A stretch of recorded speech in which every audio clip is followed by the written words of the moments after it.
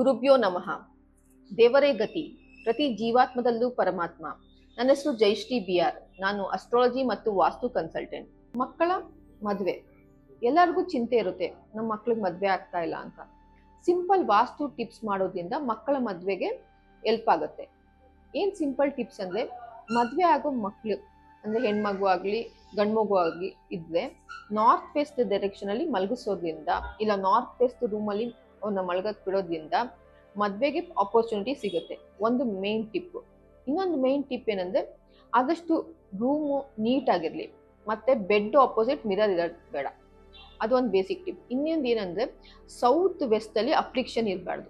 ಅಂದರೆ water element ಇಲ್ಲ negative element ಅಲ್ಲಿ ಇರಬಾರ್ದು, ಒಂದು ಥಿಂಗ್. ಇನ್ನೊಂದು north is the head of the house. ಆ ಜಾಗದಲ್ಲಿ ಕ್ಲಟರ್ಸು ಇಲ್ಲ ಟಾಯ್ಲೆಟ್ ಇರಬಾರ್ದು. ಅದು ಬೇಸಿಕ್ ಥಿಂಗ್. ಅದನ್ನು ಫಾಲೋ ಮಾಡೋದ್ರಿಂದ ಮನೇಲಿ ಒಂದು ಶುಭ ಕಾರ್ಯ ಆಗೋದಕ್ಕೆ ಹೆಲ್ಪ್ಫುಲ್ ಆಗಿರುತ್ತೆ. ಮತ್ತೆ ಇನ್ನೊಂದು ಏನಂದ್ರೆ, ಆಂಟಿ ಕಲರ್.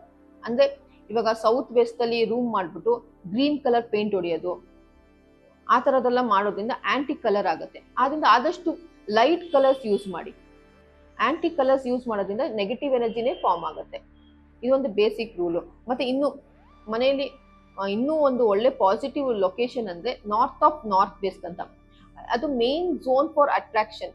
ಆ ಜಾಗದಲ್ಲಿ ಮಗನಾಗ್ಲಿ ಮಗಳನ್ನಾಗ್ಲಿ ಮಲಗಿಸೋದ್ರಿಂದ ಅವ್ರಿಗೆ ಮದುವೆ ಆಗೋ ಬಗ್ಗೆ ಇಂಟ್ರೆಸ್ಟ್ ಜಾಸ್ತಿ ಆಗುತ್ತೆ. ಇದೆಲ್ಲ ಬೇಸಿಕ್ ಟಿಪ್ಸ್ ಫಾಲೋ ಮಾಡಿ. ಮತ್ತೆ ಮೇನ್ ಥಿಂಗ್, ನಾರ್ತ್ ವೆಸ್ಟ್ ಅಲ್ಲಿ ಟಾಯ್ಲೆಟ್ ಇದ್ರೆ ಅದಕ್ಕೆ ಒಂದು ಸಿಂಪಲ್ ರೆಮಿಡೀಸ್ ಮಾಡ್ಕೊಬೇಕಾಗತ್ತೆ ವಾಸ್ತು ಪ್ರಕಾರ. ನೀವು ಇದೆಲ್ಲ ಸಿಂಪಲ್ ಟಿಪ್ಸ್ ಫಾಲೋ ಮಾಡೋದ್ರಿಂದ ಮದುವೆ ಆದಷ್ಟು ಜಲ್ದಿ ಆಗುತ್ತೆ.